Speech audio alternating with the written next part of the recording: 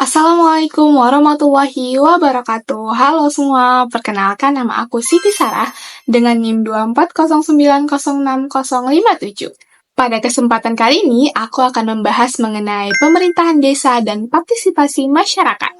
Pernah nggak sih kamu ngebayangin gimana kalau semua warga desa ikut ngatur desa mereka sendiri, mulai dari pembangunan, bantuan, sampai kegiatan anak muda? Nah, itu semua bisa terjadi kalau masyarakatnya aktif ikut serta. Nah, aku mau ngejelasin sedikit nih, apa itu pemerintahan desa?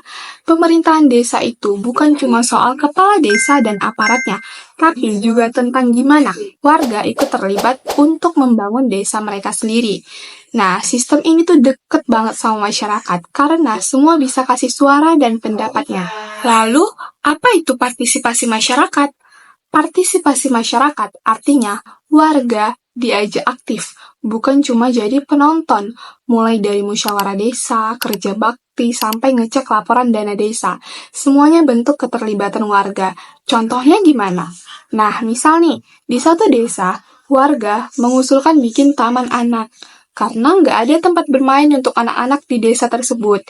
Nah, kemudian usul itu dibawa ke rapat desa, disetujui, lalu dibangunlah bareng-bareng.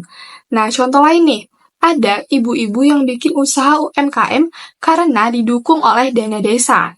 Nah, semua bisa terjadi tuh karena partisipasi warga itu sendiri.